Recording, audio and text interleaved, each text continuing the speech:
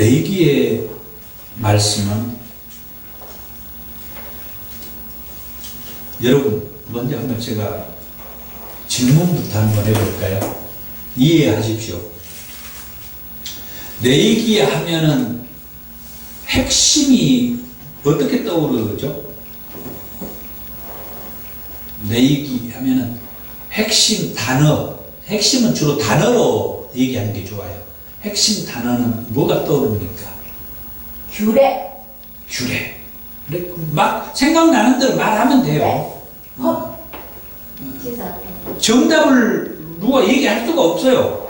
정답도 없어요. 그러니까 생각나는 대로. 그만큼 성경을 얼마나 읽었느냐가 여기서 나오는 거예요. 예? 제사법. 제사법. 예, 예. 그렇죠. 예. 거룩하라. 거룩. 예, 거룩하라. 거룩. 우리 방치정 목사님 왜 입을 더 봉해놨어? 거룩하고 희년. 희년. 불도 희년은 몇 번 안 나오죠. 예. 그런데 희년, 예, 좋아요. 우리 윤 목사님. 생각나는 대로. 하나님 말씀 앞에 순종. 예, 순종. 예. 다 받았어요. 다 레위기에 나오는 말씀. 예.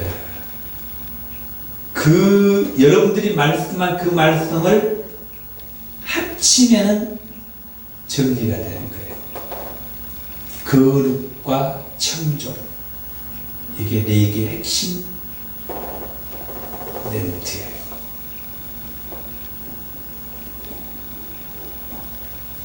그래서 주제를 잡는다고 하면은 거룩하신 하나님께서 말씀하신 규례와 계명을 청종하라. 레위기서를 이렇게도 얘기를 하죠. 하나님께서 약속하신 가나안 땅에 이스라엘 백성들이 들어가게 한 다음에 약속의 땅 가나안 땅에 들어가면은 거기에서 이스라엘 백성들이 지키면서 살아야 할 교과서, 교제. 이게 레위기서를 한마디로 딱 정리하는 거예요. 지침서. 예, 예. 하나님께서 이스라엘 백성들을 약속의 땅 가나안 땅에 들어가게 하잖아요.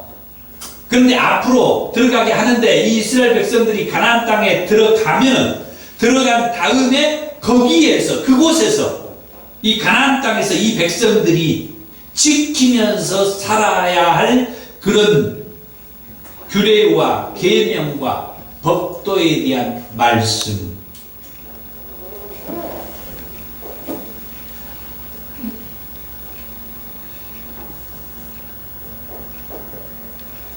거룩하신 하나님께서 모세를 시내산에 8차례나 불렀어요. 그래가지고 이스라엘 백성들에게 규례와 법도와 계명의 말씀을 주셨죠. 그러면서 그 규례와 법도와 계명의 말씀을 청종하라 하십니다.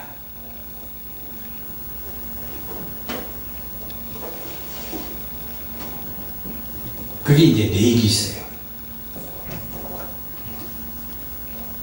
그래가지고 이스라엘 백성들이 그 약속의 땅 가나안 땅에 들어가 살 때에 지금 말씀하는 이 규례와 법도와 계명 곧 율법의 이 말씀을 청종하고 살면 하나님께서 한마디로 말해서 편안하게 살 수 있도록 지켜주겠다고 말씀한 거죠. 레위기서는 27장으로 기록이 되었습니다. 이 27장으로 기록된 이 레위기서의 말씀은 어떤 말씀인가 할 때 레위기서 26장 46절과 27장 34절에 보면 이것은 그렇게 시작을 해요. 이것은 여호와께서 시내산에서 자기와 이스라엘 자손 사이에 모세를 통하여 세우신 규례와 법도와 율법이라. 그 다음 27장 34절에 맨 끝에요. 레위기서 이것은 여호와께서 시내산에서 이스라엘 자손을 위하여 모세에게 명령하신 계명이니라. 이것이 이 레위기서, 지금까지 얘기한 레위기서를 얘기해요. 26장 46절과 27장 34절. 그러니까 26장 45절에 있는 그 말씀까지를 이것은 그런 거예요.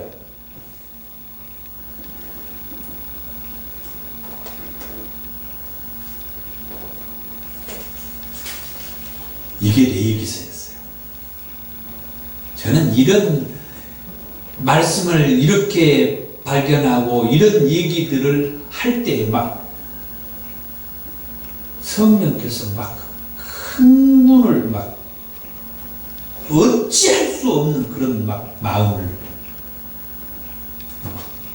주셔요. 흥분이 돼요. 하나님에 대한 말씀을 하게 된다라고 하는 것에서 제가 막 흥분하는 거예요. 어떻게 나 같은 목사가 하나님에 대한 말씀을 이렇게 하게 되었는가?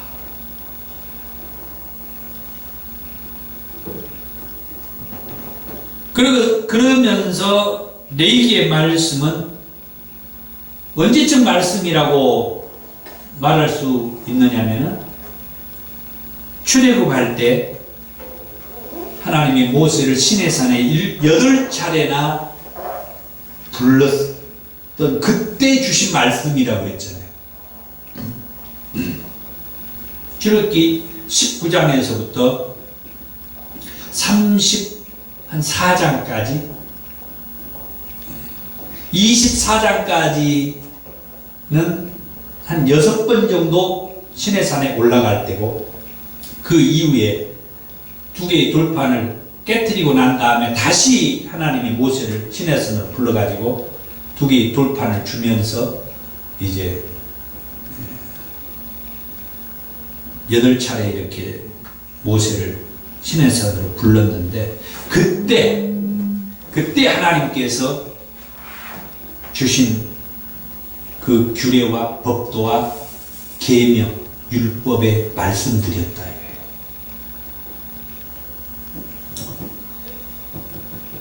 그렇다고 하면은 레위기의 말씀은 여호와 하나님께서 시내산에서 이스라엘 자손을 위하여 모세에게 주신 말씀이라고 했는데, 그 말씀이 이제 규례와 법도와 계명, 율법의 말씀이라고 했죠. 그렇더라도 좀 더 구체적으로 그 말씀을 한번 보도록 하죠. 먼저 첫 번째로 하나님이 어떤 하나님인가를 말씀하는데,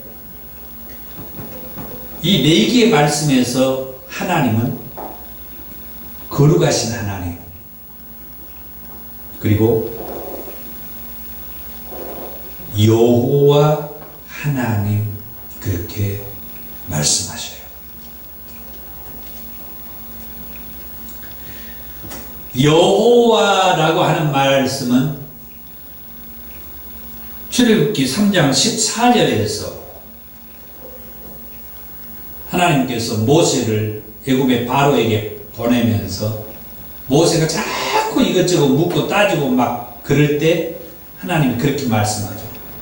나는 스스로 있는 자니라. 스스로 있는 자가 나를 너희에게 보내서 왔다라고 얘기하라. 나는 스스로 있는 자.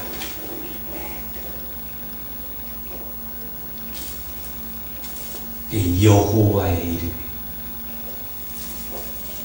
또 이 사전을 찾아보면은 구약 성경에 나오는 이스라엘 민족의 최고의 유일신이 여호와라고 그렇게 기록이 되었어요. 최고의 유일신, 구약 성경에 여러 신들이 나오죠. 우리가 말하는 이방신, 우상들, 그들도 신이었어요. 구약 성경에서는. 거기에서 최고의 신이 여호와이다.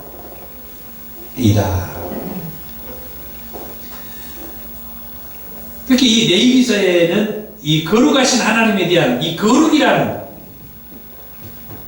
그런 단어가 많이 나와요. 이 거룩이라는 단어는 히브리어로 코데시라고 하는 단어인데 65번 나와요. 65번 적어놓으세요. 이 숫자는 제가 다 파악한 거니까 여러분들이 고생할 필요가 없어요. 65번, 이 거룩이라는 단어가 65번 나와요. 65번 나오는 가운데에서 하나님을 거룩하다라고 말씀하는 말씀을 보면은 10장 3절에 모세가 아론에게 이르되 이는 여호와의 말씀이라 이르시기를 나는 나를 가까이 하는 자 중에서 내 거룩함을 나타내겠고 나는 나를 가까이 하는 자 중에 내 거룩함을 나타내겠다. 내 거룩함, 하나님에게 거룩한 속성이 있다고 하는 거예요. 11장 44절에 나는 여호와 너희의 하나님이라 내가 거룩하니, 하나님이 거룩하시다고 얘기하죠. 45절에 나는 너희의 하나님이 되려고 너희를 애국 땅에서 인도하여 낸 여호와라 내가 거룩하니, 나는 거룩하다. 하나님의 속성, 거룩하다. 그 속성이죠. 21장 8절에도 너는 그를 거룩히 여기라 너희를 거룩하게 하는 나 여호와는 거룩함이다. 나 여호와는 거룩한 하나님이다. 그 거룩이란 단어가 65번 나온다고 했죠. 그걸 제가 다 읽을 수는 없죠. 몇 군데만 제가 찾아드린 거예요. 이상의 말씀들을 보면 하나님께서 거룩하신 하나님이라고 말씀한 것을 볼 수가 있죠. 레위기에 거룩이라는 단어가 이 65번 나오는데 그 중에 거룩하신 하나님이라는 단어는 11번 나오고요. 나는 여호와라 나는 너희의 하나님 여호와라 이 말씀은 42번 나와요. 아까 얘기했죠. 하나님의 속성, 거룩하신 하나님을 얘기했고 두 번째는 여호와 하나님으로 나온다고 했는데 이 여호와, 나는 여호와다 또는 나는 너희의 하나님 여호와다 이 단어는 42번 나온다. 레위기서 18장 1절에서 2절에 여호와께서 모세에게 말씀하여 이르시되 너는 이스라엘 자손에게 말하여 이르라 나는 여호와 너희의 하나님이니라. 나는 여호와 너희의 하나님이다.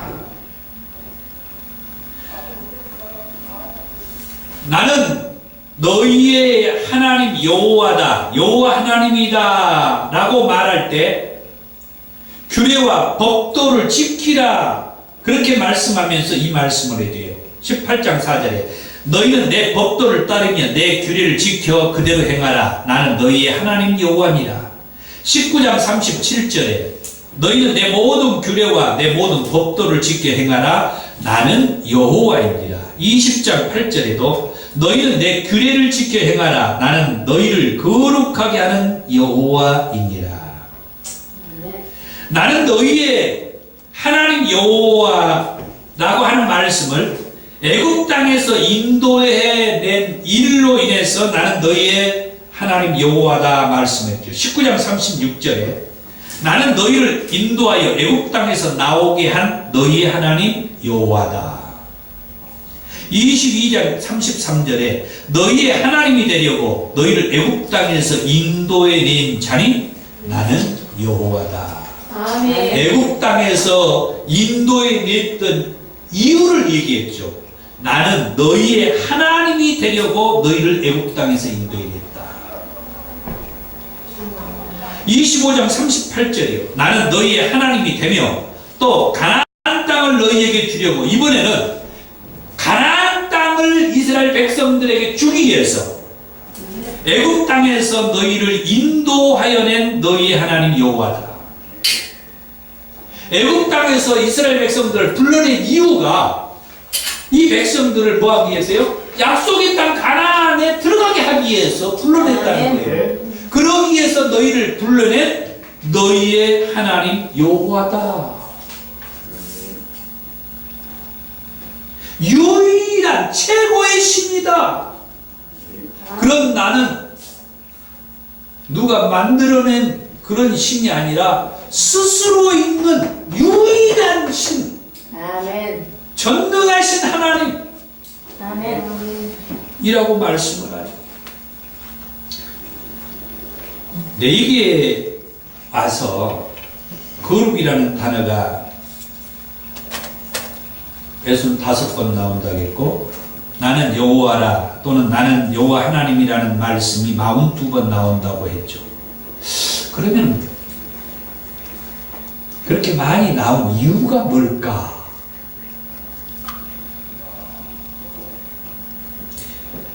마 65번 나오고 42번 나온 것이 거룩하신 여호와 하나님이잖아요. 합치니까 그 하나님이 거룩하신 하나님이고 여호와 하나님, 거룩하신 여호와 하나님. 이 단어가 총 몇 번 나와요? 107번 나오잖아요. 107번 어마어마한 거예요. 성경 한 권에 거룩이라는 단어도 그러고 여호와 하나님이라는 단어도 40몇 번씩 나온 건 이건 어마어마해요. 총 합치니까 107번이잖아요. 이렇게 많이 나온 그 이유가 뭘까? 그건 뭔가 이 이유를 우리는 분석해 줘야 돼. 왜? 이렇게 많이 나오는 것은 뭔가 뜻이 있다는 거죠. 그것이 뭘까? 그것은 이 하나님께서 이스라엘 백성들에게 이 가나안 땅을 그 이스라엘 백성들에게 주려고 애굽 땅에서 인도에 대해서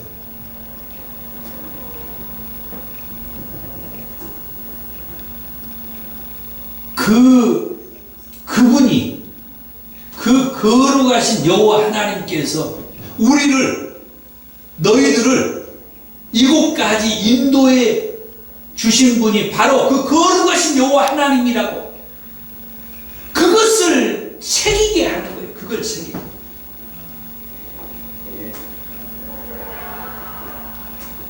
그 이스라엘 백성들에게 약속의 땅 가나안 땅에 들어가게 해놓고 약속의 땅 가나안 땅에 들어가서 거기에서 생활할 때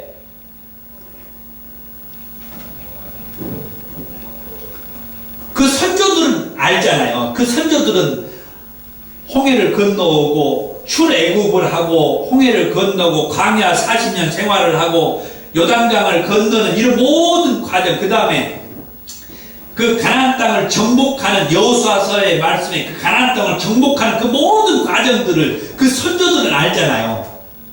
그런데 그 선조들은 아는데 요단강을 건너면서부터는 애굽 땅에서 나왔던 사람들 가운데 여호수아와 갈렙 외에는 다 죽어버렸단 말이에요. 광야에서 태어난 그 사람들만, 그러니까 광야 생활을 40년 했으니까 40대 밑으로만 약속의 땅 가나안 땅에 들어간 거예요. 여호수아와 갈렙과 함께. 그러니까 이 광야에서 태어난 이들은 저 애굽에서부터 하나님께서 홍해를 건너고 이렇게 한 일들에 대해서는 정확하게 기억을 못할 수가 있단 말이에요. 그래서 하나님께서 약속의 땅 가나안 땅에 들어가게 되면은 거룩하신 여호와 하나님께서 자기들을 이곳에 들어가도록 인도해 주셨다. 이것을 가슴에 머리에 아주 새기도록 이 말씀을 107번이나 이 내기서에 이 내기서에만 그렇게 나온 거예요. 민수기 신명기서는 아직도 제가 얘기한 거 아니잖아요. 모세를 시내산에 8번 불러서 주신 규례와 법도와 이제 내기서 정리가 돼야 돼요. 규례와 법도와 계명 율법의 말씀을 주면서 그 말씀을 모세에게 8차례 시내산에 불러서 주신 말씀 가운데 거룩하신 여호와 하나님이란 그 단어와 말씀이 107번이나 나왔다. 모세를 시내산에 8번 등정하게 할 때 그 기간이요, 그렇게 막 그 몇 년 걸리질 않았어요.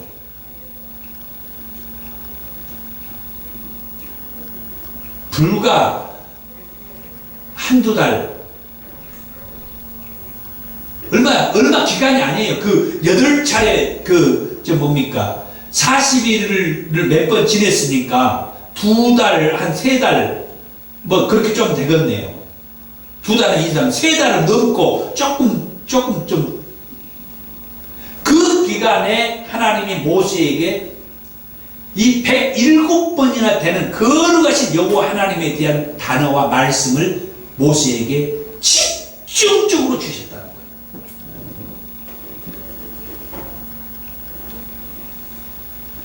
그 다음 두 번째로, 그럼 거룩하신 하나님께서 그 다음에 뭐라고 하느냐, 백성들에게 거룩하라고 말씀하셨어요.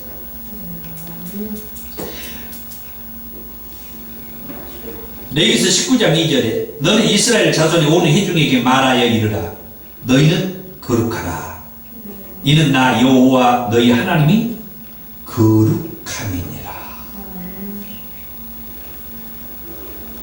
마태복음에서도 이 말씀이 있죠.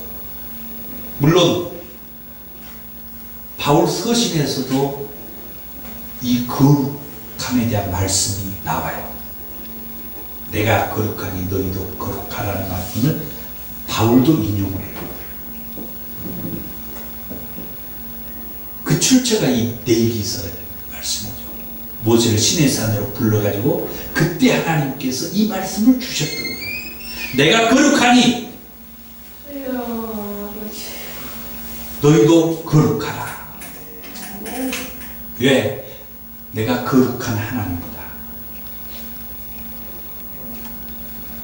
거룩한 하나님만이 우리를 거룩하게 할 수가 있는데 그 하나님께서 우리에게 감사하게도 내가 거룩하니 너희도 거룩하라고 말씀합니다.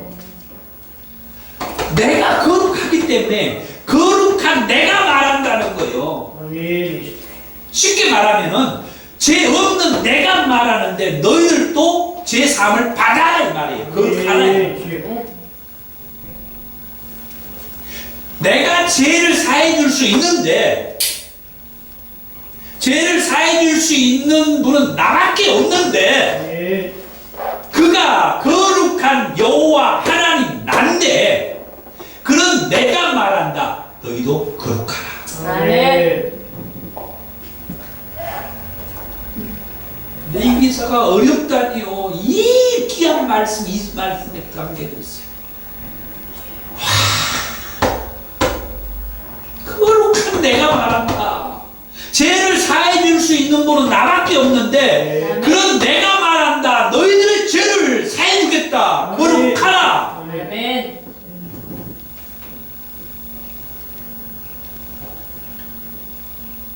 11장 44절에 11장 44절과 45절은 종종 나와요. 나는 여호와 너희의 하나님이라.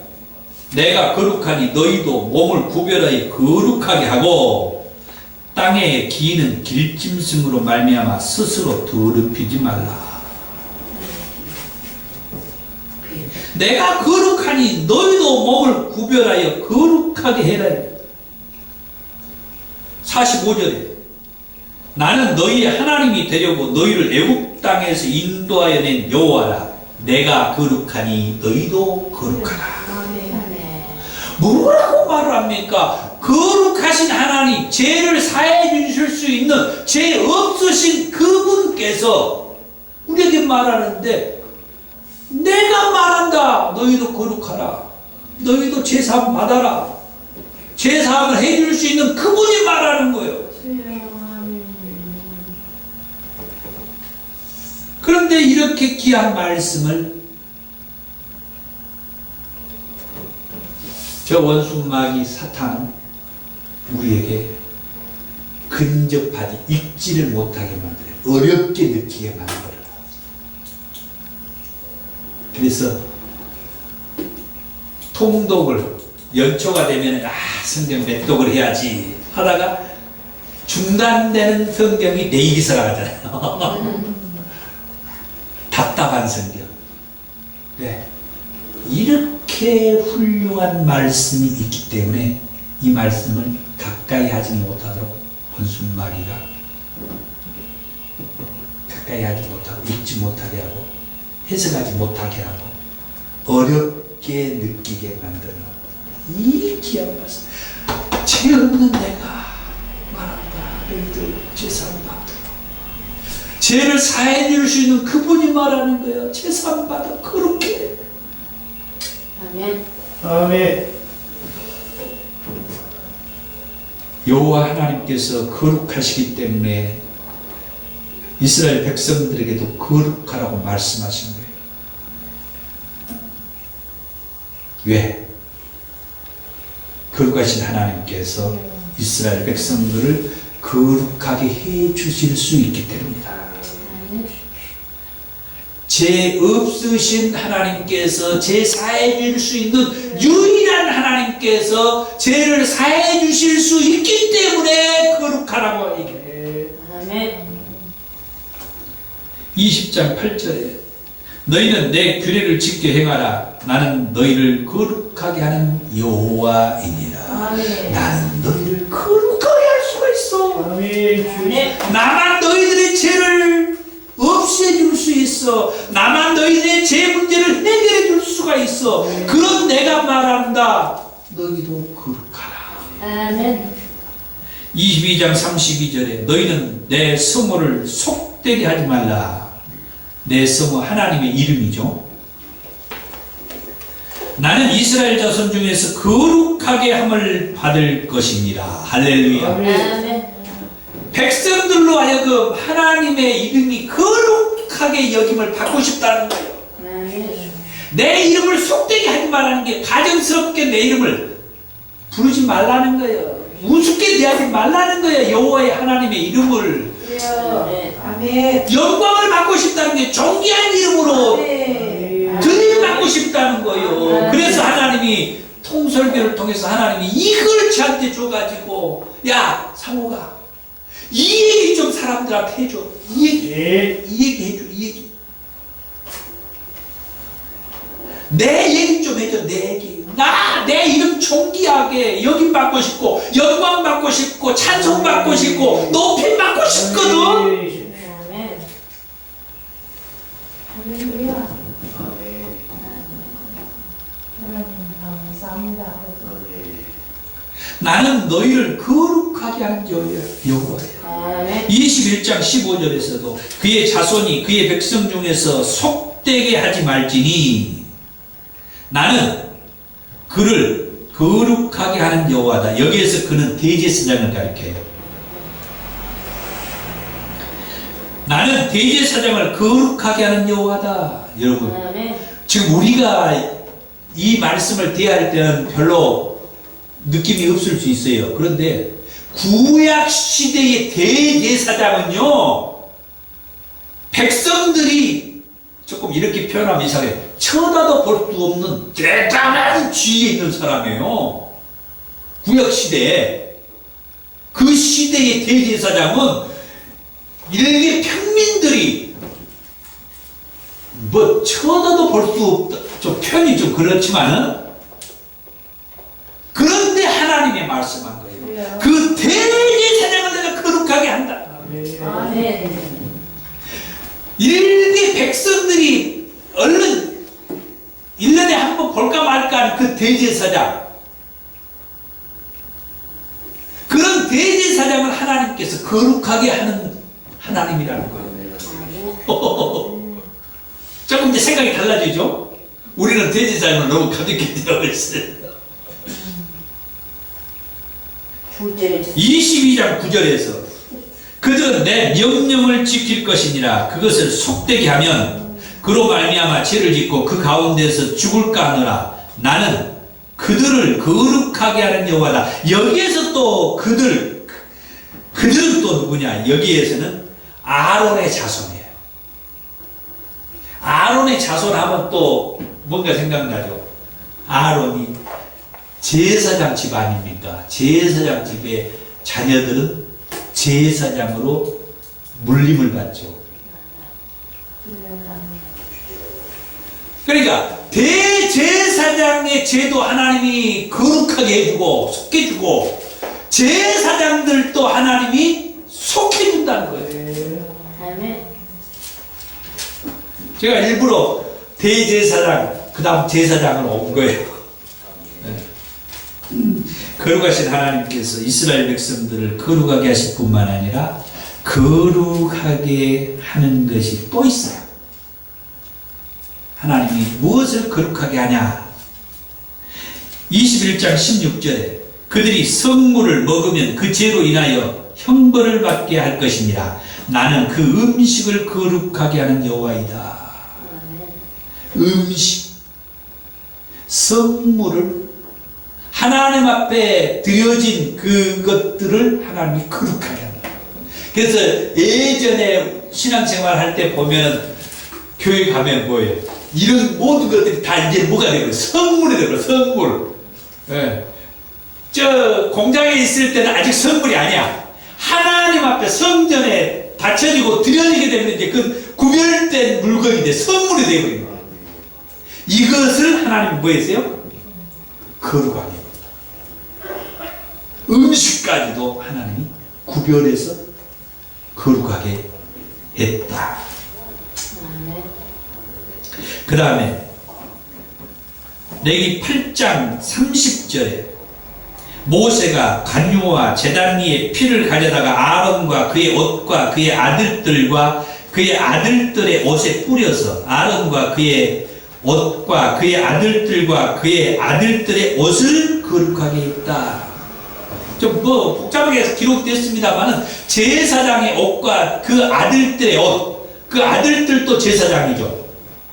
제사장의 옷을 하나님이 거룩하게 했다는 거예요. 그게 이제 오늘날 우리에게는 가운이죠. 그래서 강단에 올라갈 때 가운을 걸치면서 하나님이 이제 뭐한 거예요?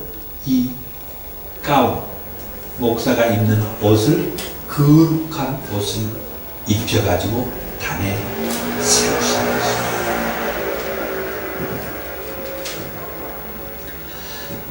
두 번째는 이렇게 거룩하게 하라, 깨끗하게 하라는 그런 말씀은 여호와 하나님께서 거룩하게 깨끗하게 해 주시겠다는 의미가 담겨 있었다고 했어요. 하나님께서 약속한 가나안 땅을 하나님께서 하나님의 백성들로 하여금 들어가 살게 하신다고 했죠. 이 말은 다르게 말하면은 거룩하신 하나님께서 지정한 그 땅, 가나안 땅이죠. 그 가나안 땅을 거룩한 땅이 되게 하고 그곳에 들어가 살게 될 하나님의 백성들 역시 뭐 한 거예요? 거룩한 백성들이 되게 하겠다는 거예요. 이런 어마어마한 메시지가 이 4개의 말씀 속에 들어가 있습니다.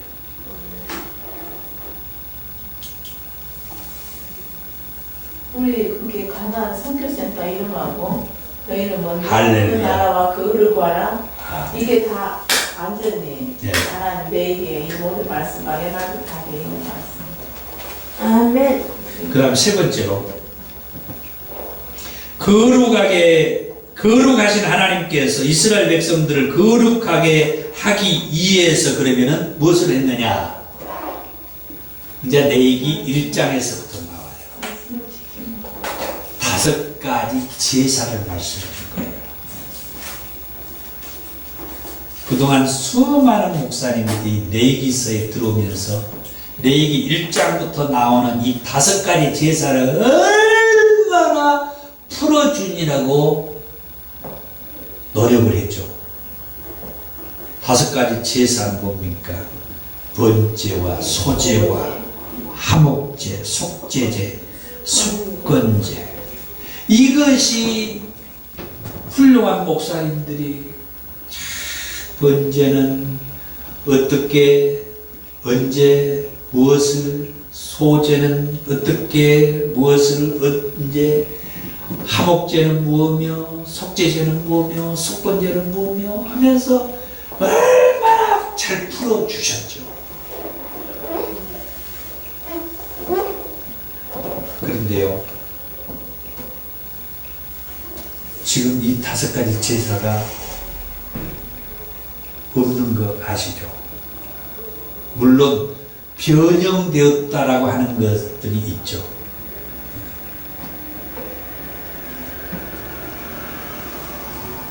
번째, 불로 태워서 드리는 제사로서 생명 있는 것으로 자신의 생명을 계속한다는 의미가 있다.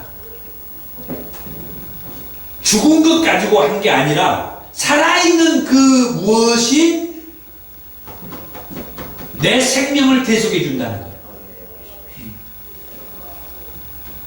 방법으로는 소와 양과 염소와 비둘기 머리 안수에서 사람 대신해서 불사르는 제사가 번제.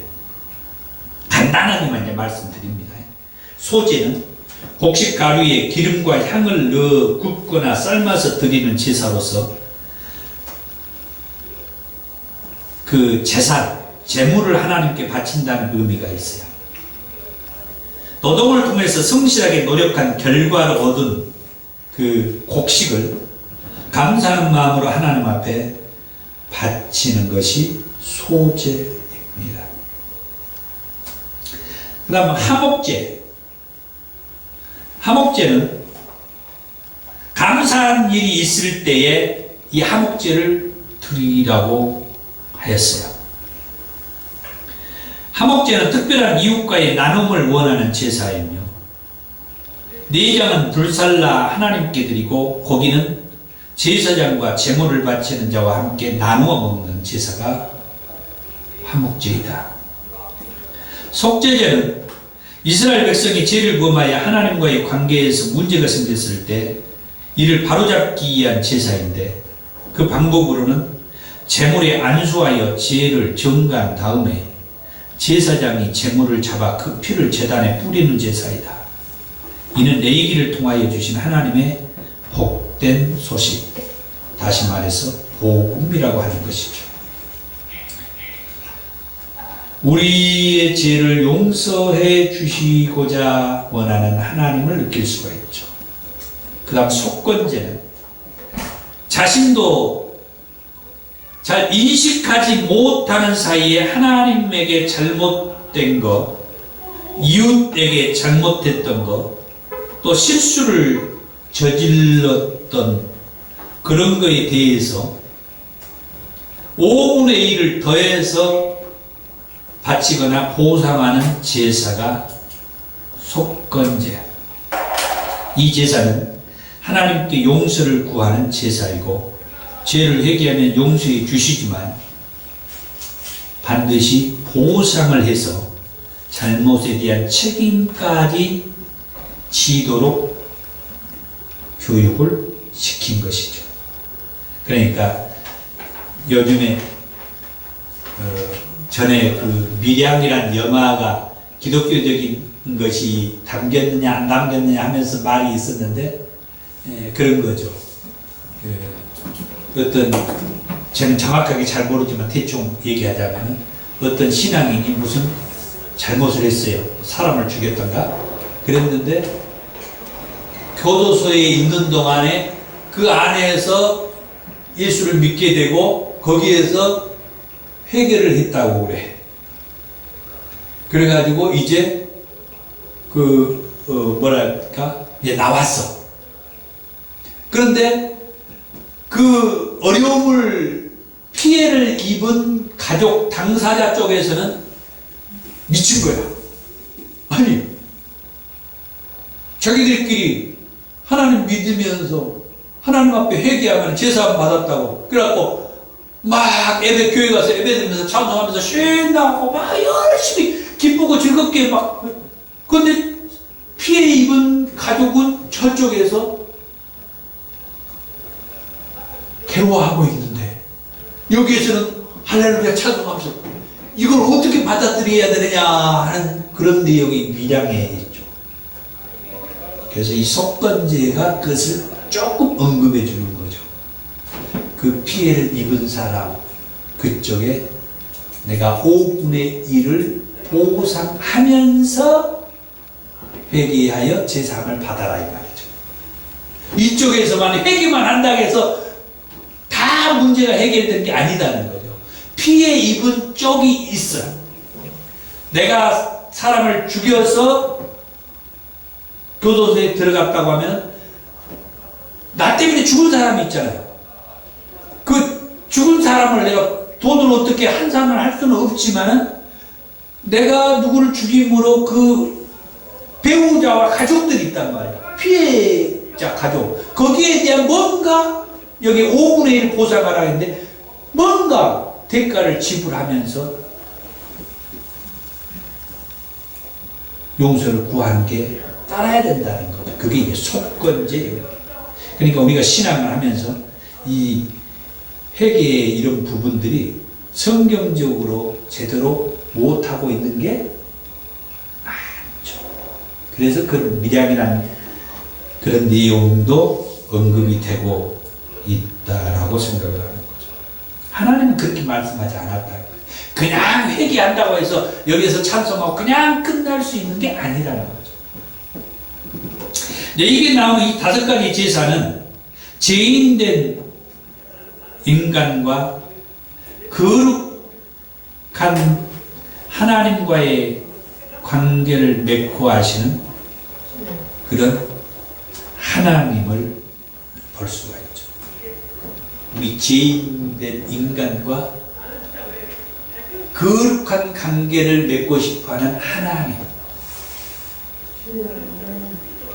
그게 이 5가지 제사다.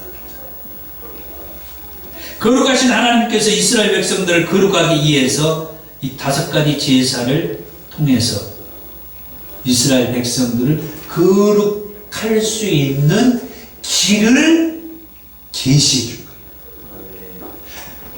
이스라엘 백성들이 죄를 범했을 때 거룩하신 하나님께서 우리에게 거룩하라고 얘기했는데 그러면 어떻게 무엇으로 거룩할 수 있느냐?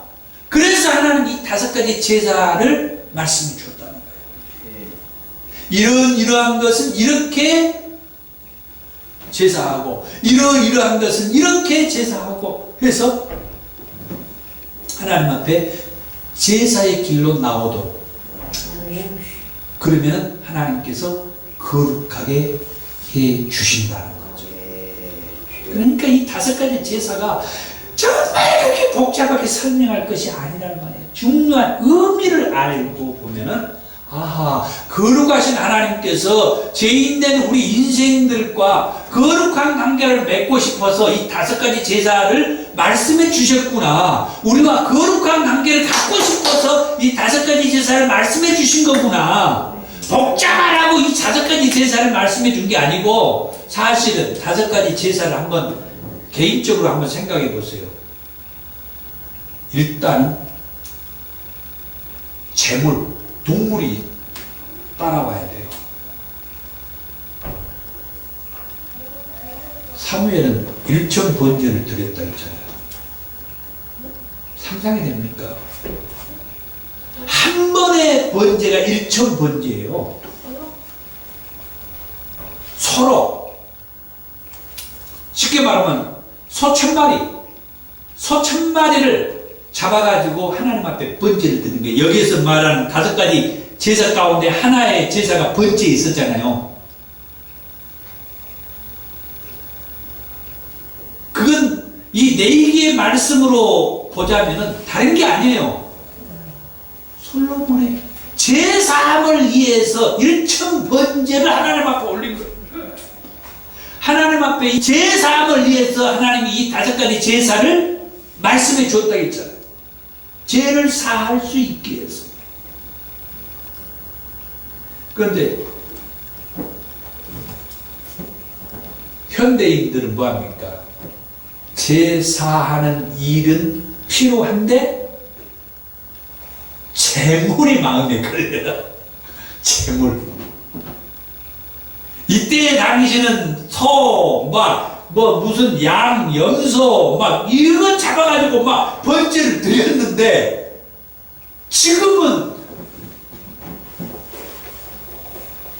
헌금 봉투에다 얼마 담아갖고 드리는데, 그것도 아주 쩔쩔.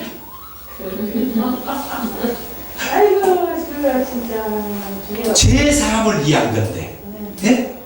제사함. 물론 감사의 제물도 이제 있지만은 제사함을 위해서 속죄의 그 제사함으로 드리는 건데, 이때 당시는 소고 양이고 염소고 그냥 드리면서 내 제사함을 위해서 기꺼이 이 제사를 드렸는데, 지금은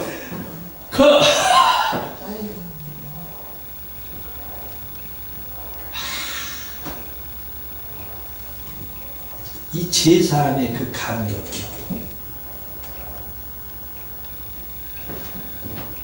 제사함의 문제, 제사함의 자유함을 주기 위해서 이 5가지 제사를 하나님 말씀했다는 거예요. 제사함을 위해서. 레위기 4장 20절에 제사장이 그것으로 회중을 위하여 속죄한 즉 그들이 사함을 받으리라. 4장 26절에 제사장이 그 범한 죄에 대하여 그를 위하여 속죄한 즉 그가 사함을 얻으리라. 4장 31절에 제사장이 그를 위하여 속죄한 즉 그가 사함을 받으리라. 여기에서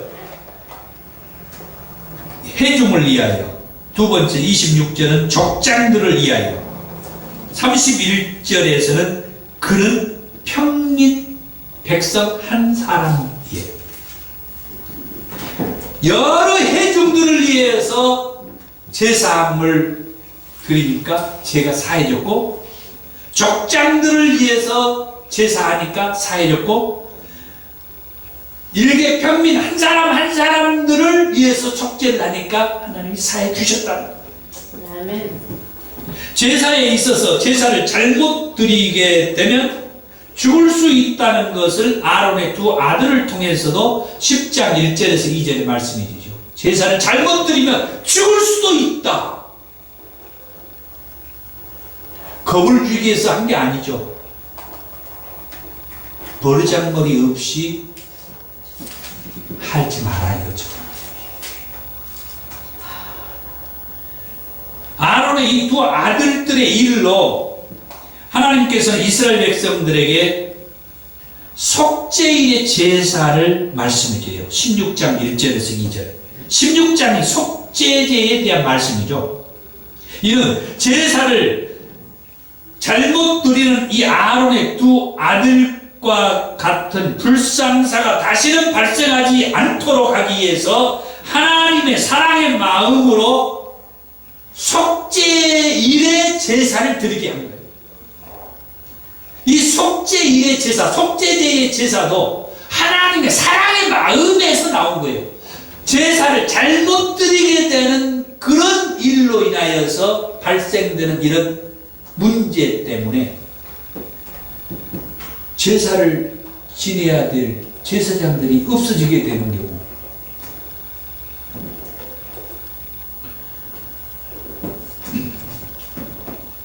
그러자 아론은 자기를 위한 속죄제를 드리고 자기와 집안을 위하여 속죄제도 드렸다. 하나님께서 5가지 제사를 제정해 주신 것은 이스라엘 백성들을 힘들게 하기 위해서가 아니고 오히려 그 백성들을 죄를 사해 주시고 거룩하게 하기 위해서였다. 예수님을 믿는 것도 마찬가지죠. 예수님을 믿는 것도 우리들이 그때 마치 좀 놀고 쉬고 자고 어디 좀 가고 그래야 될 시간에 꼭 예수 믿는다고 교회 가서 예배 드려야 되고 기도해야 되고 귀찮게 하고 힘들게 하기 위해서 예수를 믿으라고 하는 것이 아니라 우리의 죄를 사해 주시고 죄 사함을 받는 그 기쁨의 은혜를 같이 나누도록 하기 위해서 예수를 믿게 하는 것이다.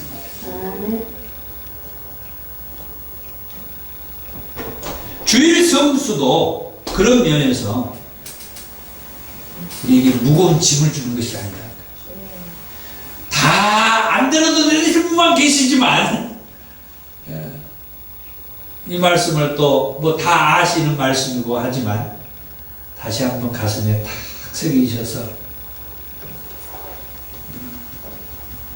나중에 이 말씀이 필요한 이들에게 성도님 주일 성수가 성도님 꼭 주일날 어디 가야 되고 꼭 그 식당의 문을 열어야 되고 꼭 그 가게 문을 열어야 되고 꼭 그때 사람들이 많이 오니까 꼭 그래야 되는데 그런데 그보다도 더 먼저 예수님을 믿음으로 죄에서 사함받고 구원받은 그 은혜와 감격을 먼저 한번 생각해서 이때는 잠깐 한번 문을 닫고 내가 나를 구원해 주신 예수님 은혜에 감사하면서 믿음으로 예배 한번 드리는 삶을 누리면서 사십시다. 그 다음 네 번째 마지막입니다. 여호와 하나님께서는 이 네 개의 말씀이 규례와 법도와 계명, 율법의 말씀이라고 그랬죠. 이 말씀을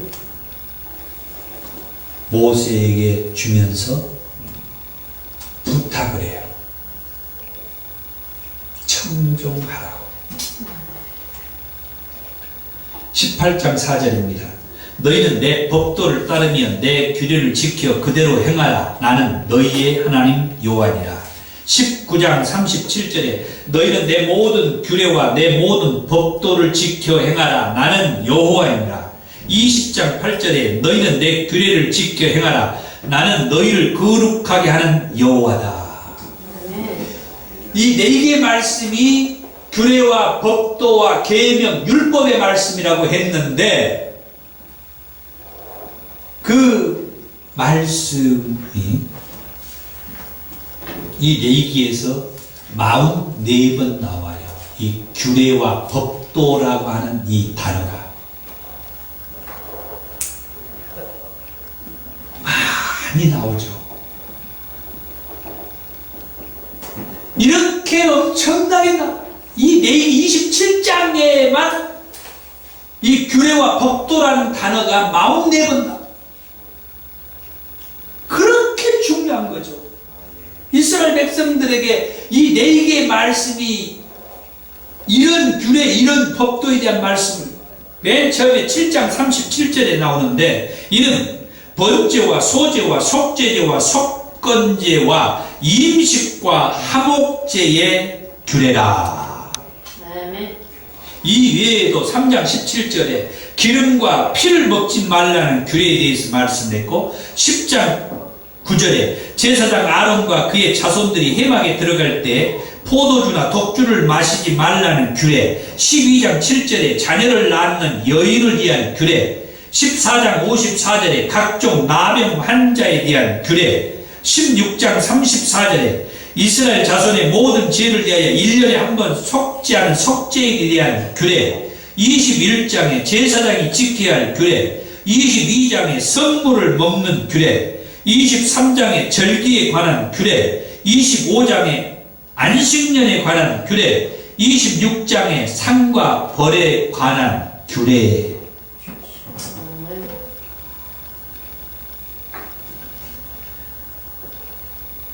그렇게 규례와 법도에 대해서 말씀을 하면서 이 규례와 법도를 지켜 행하라. 그 말씀은 7번 나와요.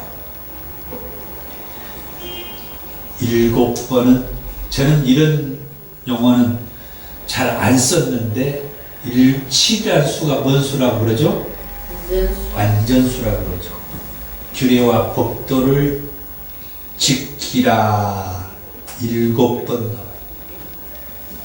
왜? 무엇 때문에 이 규례와 법도를 지키라고 하느냐? 18장 5절에 너희는 내 규례와 법도를 지키라. 사람이 이를 행하면 그로 말미암아 살리라. 그 규례와 법도로 말미암아 살 것이다.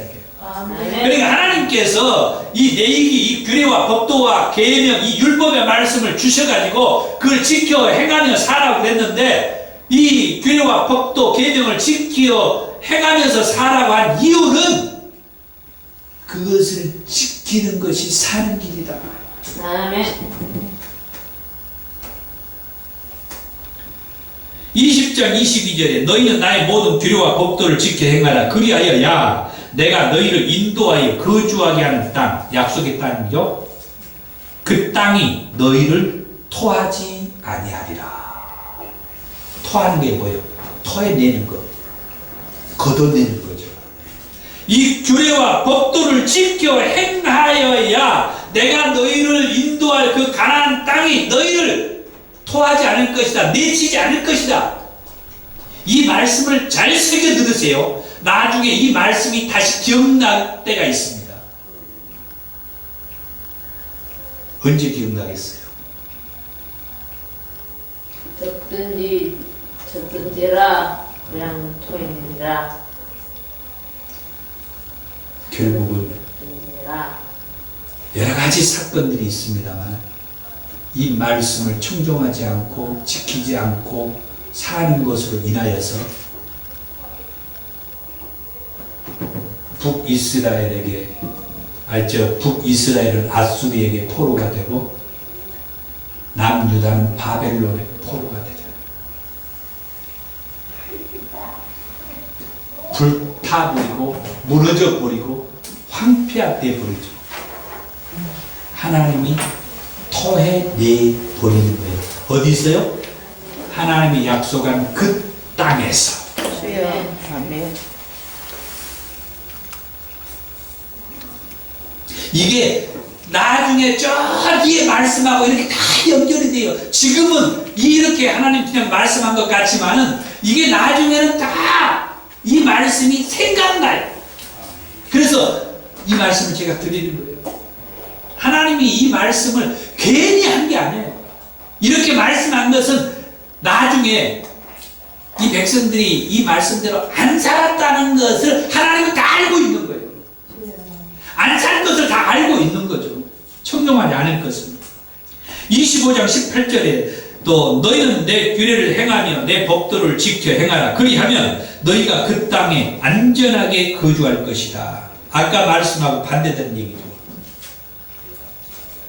토해내는 거하고 반대되는 거. 안전하게 거기서 거하게 될 것이다. 레위기 26장에 보면 신의 산에서 모세에게 말씀한 규례와 계명을 준행할 때에 대한 말 4절에서 13절에 있는데 내가 너희에게 철따라 피를 줄 것이다. 이 규례와 법도를 지켜 준행하고 살면은 이런 은혜를 준다는 거예요. 한번 들어보세요. 땅은 그 산물을 내고 밭의 나무는 열매를 맺으리라. 지금 이 말씀이 그냥 갖는 게 아니에요. 나중에 이제 청정하지 않았을 때와 또 이런 내용하고 다른 말씀을 이제 한번 생각해 보면 이해가 돼요. 너희의 타작은 포도 탈 때까지 미치며 너희의 타작은 포도를 딸 때까지 미칠 것이다. 너희의 포도 따는 것은 파종할 때까지 미치리니 너희가 음식을 배불리 먹고 너희의 땅에 안전하게 거주할 것이다.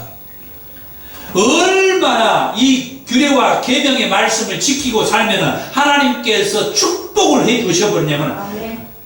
풍성하게 줘가지고 아멘. 타작을 하는데 이 곡식을 걷어들인 게 타작이잖아요. 곡식을 걷어들여 타작을 하는데 그 타작을 할 때까지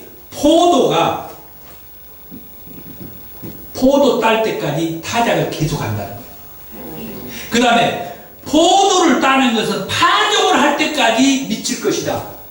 반대로 포도를 딸 때는 씨앗을 파종할 때까지 포도를 계속 따게 만드는 게 그만큼 풍성하게 아멘. 얼마나 딸 것이 많으면 밭이고 논이고 막 어디고 막 아멘, 아멘, 아멘, 아멘. 풍성하게 아멘. 주여. 맺혀 있을 거잖아. 그렇게 따먹고 누구를 주고 막 해도 그럴 때 막 목사님도 갖다 드리고 막 사모님도 갖다 드리고 권사님도 갖다 드리고 장로님도 갖다 드리고 막 갖다 드려도 아직도 밭에가 막 아직도 막 풍성하게 있다 이거예요. 주여, 아멘. 기쁘네요. 내가 그 땅에 평화를 줄 것인즉 전쟁이 없게 준다는 거예요. 아멘. 너희가 누울 때에 너희를 두렵게 할 자가 없으며 내가 사나운 짐승을 그 땅에서 제거할 것이며 칼이 너희의 땅에 두루 행하지 아니할 것이며 너희의 원수들을 쫓으리니 그들이 내 앞에서 너희 앞에서 칼에 엎드러질 것이다. 또 너희 다섯이 백을 쫓고 다섯이 백을 쫓은대. 아멘. 이것은 내가 힘이 있다는 거예요. 힘이 있고 견고하게 내가 딱 갖춰졌다는 거예요. 그래서 다섯이 백을 쫓고 백이 만을 쫓으리니 너희의 대적들이 너희 앞에서 칼에 엎드릴 것이며 내가 너희를 돌보아 너희를 번성하게 하고 너희를 창대하게 할 것이며 아멘. 내가 너희와 함께한 내 언약을 이행하리라. 아멘. 내가 너희와 함께한 하나님의 언약 그것을 하나님이 다 지킨다는 거예요. 아멘. 성경에 하나님이 이스라엘 백성과 언약한 약속한 그것을 하나님이 다 지켜준다는 거예요. 아멘. 신실하신 하나님이신 것을 믿습니다. 아멘. 너희는 오래 두었던 묵은 곡식을 먹다가 이것은 뭐예요? 농사가 잘 안 되니까 오래 있었던 묵은 곡식을 이제 먹을 때 이게 말씀 잘 들어보세요. 그걸 먹다가 새 곡식으로 말미암아 묵은 곡식을 치우게 될 것이다. 아멘. 우리- 떨어지지 않는다는 축복. 우리 작은 교회에서 목회하다 보면 때로는 몇 년 묵은 쌀로 밥해 먹을 때 있죠. 걱정하지 않아도 된다는 거예요. 그걸 치울 때가 있다는 거예요. 새 것을 먹게 해주겠다. 새 쌀을 먹게 해주겠다. 새 보리쌀을 먹게 해주겠다. 찰 보리쌀을 먹게 해주겠다. 작곡을 먹게 해주겠다. 아멘. 내가 내 성막을 너희 중에 세우리니 아멘. 내 마음이 너희를 싫어하지 아니하며 나는 너희 중에 행하여 너희의 하나님이 되고 이 말씀 중요한 거예요. 구약 말씀에서 이 말씀이 중요합니다. 나중에 물론 신약에서도 중요해요. 뭐냐? 하나님이 우리의 하나님이 되고 아멘. 너희는 내 백성 하나님의 백성이 된다. 우리는 하나님의 백성이 되고 아멘 하세요. 아멘. 있습니다. 중요한 말씀입니다. 아멘. 우리는 하나님의 백성이 되고 하나님은 우리를 가리켜서 우리의 하나님, 아멘. 요 하나님. 아멘. 저 원수 마귀는 이 관계를 끊으려고 우리가 하나님의 백성이 아니고 지 백성, 지 종이 되도록 저 원수 마귀 사탄은 얼마나 거짓으로 이리 탈을 쓰고 가장을 해가지고 교회 안에도 들어오고 믿는 사람들 속에도 틈타 들어가가지고 하나님께서 영광을 받아야 할 그 영광을 지가 하나님으로 가장해서 지가 받고 있어요. 지금 저한테는 날마다 기도받는 분이 계세요. 전화로. 그분이 어느 기도원에서 목사님한테 안수 기도 받다가 마귀 사탄이 틈타 들어가 봤어요. 근데 뭔가 이상했는데, 자기 자신이 볼 때 이상했는데, 그냥 13일 동안 그 마귀 사탄이가 하나님인 줄 알고 따라가 다녔대요. 그래가지고 지금 저한테 전화 와가지고 제가 거의 날마다 전화로 기도해줘요. 하나님으로 가장해서 틈타 들어가가지고 하나님이 그 집사님을 통하여서 영광을 받아야 되는데 그 새끼가 하나님의 영광을 다 빼앗아가고 있어. 지금 그런 시대예요. 하나님이 나로 하여금 영광을 받아야 되는데 그 새끼가 틈타 들어와가지고 하나님으로 가장해서 틈타 들어와가지고 하나님이 받아야 할 영광을 그 새끼가 지금 다 빼앗아가고 있다.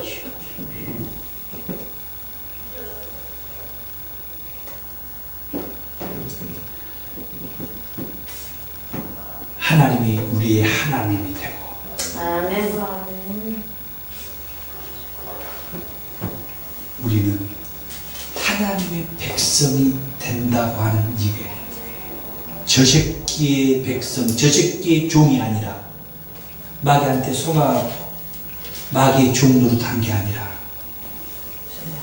아멘. 아멘. 이 말씀이요. 나중에 예수님이 다시 오실 때 요한계시록에서도 이 말씀이 나와요. 너희는 내 백성이라.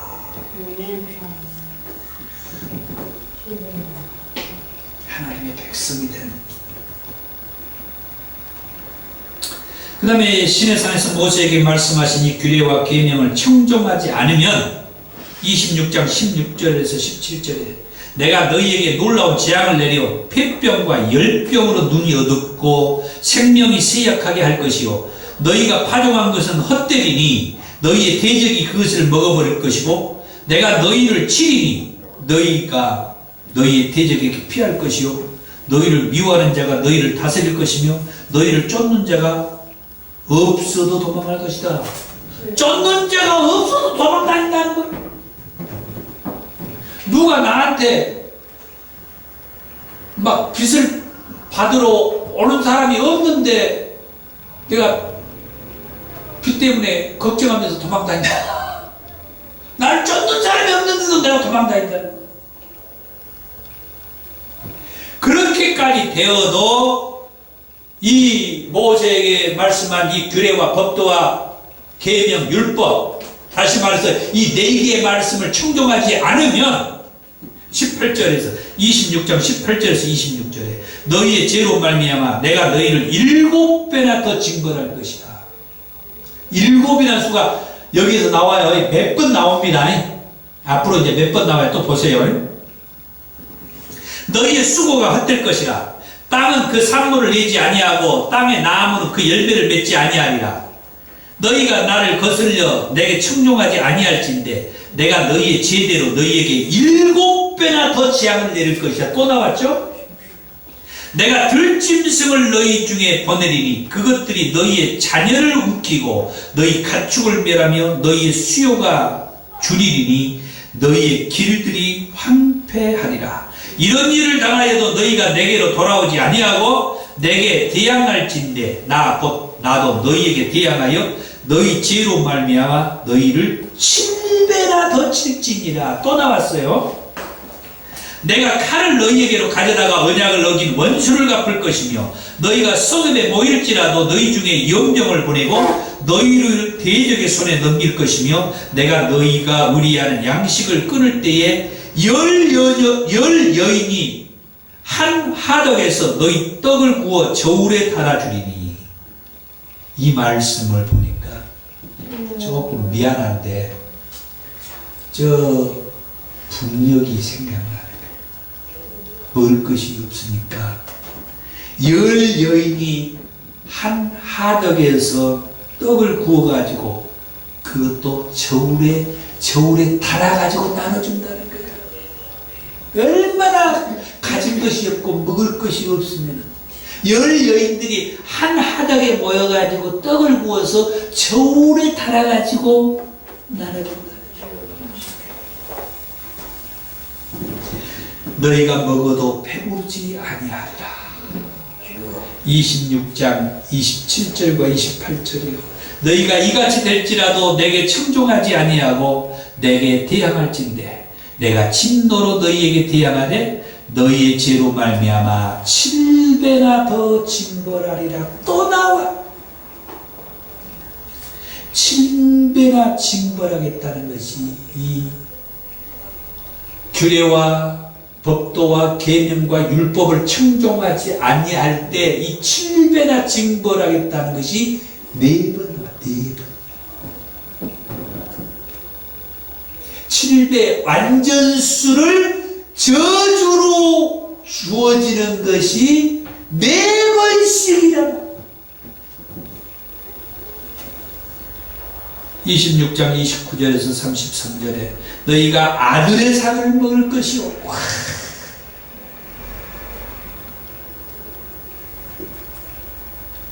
먹을 것이 없으니까 자식을 잡아먹는 게 자식을. 구약에 그런 적이 있어요? 없어요? 끔찍하게도 이게 사실이에요. 이번 주에 에레미야 애가를 설교했는데 그 에레미야와 그 에레미야 애가를 보면 예루살렘 성이 불타버리고 그 성전이 불타버리고 황폐화될 때 오늘은 이 자식 내일은 저 자식 잡아먹잖아.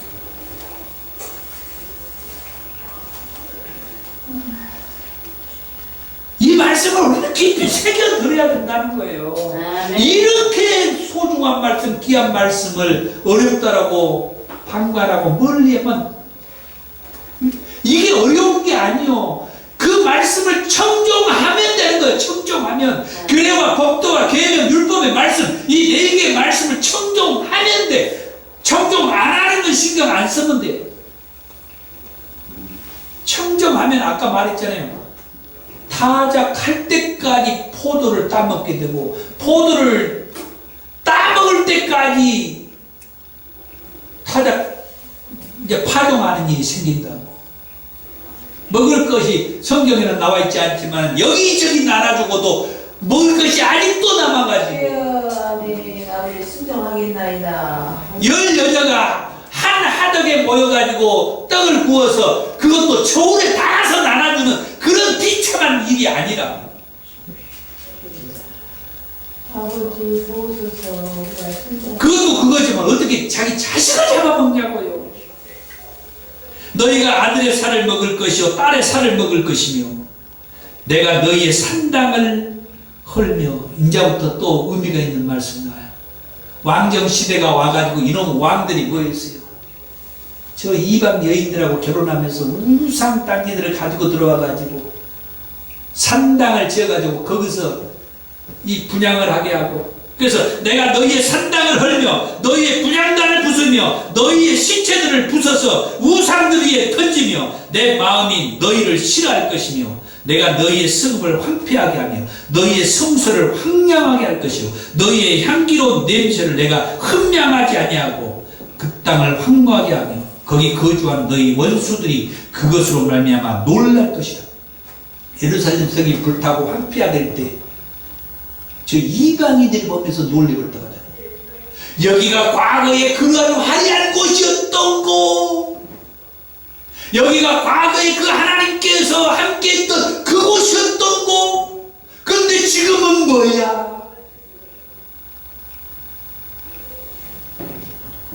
목회가 힘들다고, 교회가 작다고 놀라지 마세요. 절대 이방인들이 보고, 야, 여기가 그런 교회야? 절대 놀랄 일 없습니다. 하나님께서 지켜주시고 예수의 피값으로 세운 교회인데다가 성령님께서 순간순간마다 말씀과 함께하는 곳이기 때문에 저 이방 사람들이 작은 교회를 보면서 손가락질하고 비웃고 그런 일은 없어요. 힘을 얻으세요. 아멘.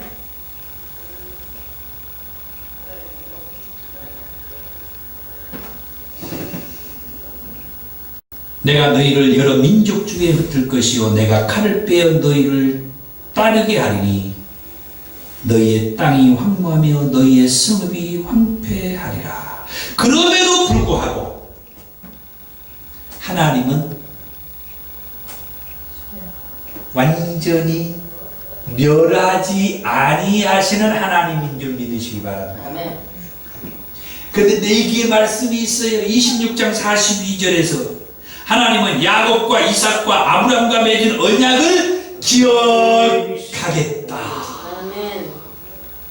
아무리 그 백성들이 이 네 개의 말씀, 규례와 법도와 계명, 율법의 말씀을 청종하지 않아서 이렇게 비참한 꼴을 당해도 하나님은 야곱과 이삭과 아브라함과 맺은 언약을 기억하겠다, 잊지 않겠다. 44절에서 45절에 그런지 그들이 그들의 원수들의 땅에 있을 때에 내가 그들을 내버리지 아니하며 미워하지 아니하며 아주 멸하지 아니하고 그들과 맺은 내 언약을 폐하지 아니하리니 나는 여호와 그들의 하나님이 되리라. 아멘. 내가 그들의 하나님이 되기 위하여 또 말씀해. 내가 그들의 하나님이 되기 위하여 민족들이 보는 앞에서 애굽 땅으로부터 그들을 인도하여 낸 그들의 조상들의 그 조상들과의 언약을 그들을 위하여 기억하리라. 이것도 하나님의 언약이잖아요. 아멘. 아브라함과의 언약이고 모세와의 언약이고 나중에 뭐 지금 여기에서는 아직 안 나오죠. 내기에서는 왕정 시대에 가서 다윗과의 언약이 그게 계속 그 언약이 이어지죠. 인류를 구원하겠다고 하는 그 하나님의 그 말씀. 그게 어디서 나옵니까? 놀랍게도 창세기 3장 15절에서 나오죠.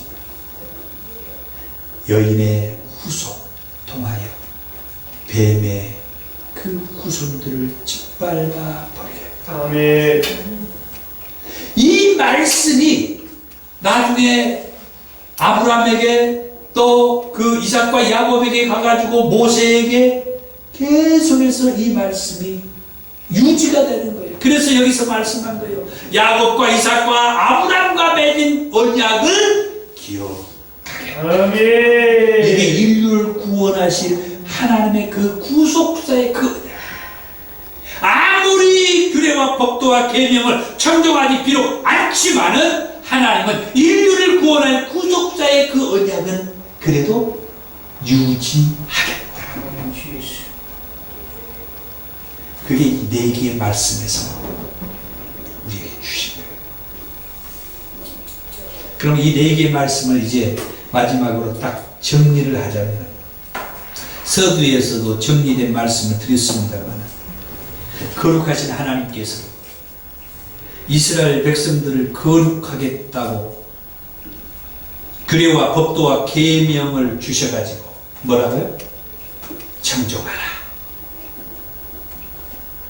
그러면 하나님께서 약속하신 땅에 들어가서 걱정하지 않고 살게 해주겠다.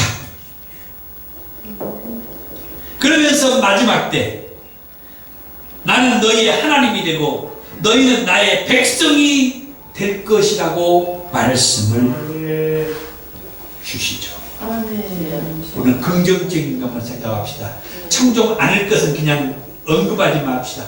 하나님의 말씀, 규례와 법도와 계명의 말씀 한번 따라서 합시다. 내기의 말씀은 내기의 말씀은 모세를 통하여 시내산에서 규례와 계명과 아니 계명이 아니라 규례와 법도와 계명과 율법의 말씀을 주신 것이다. 그 말씀을 청종하느라 말씀하는 것이다. 기도하겠습니다.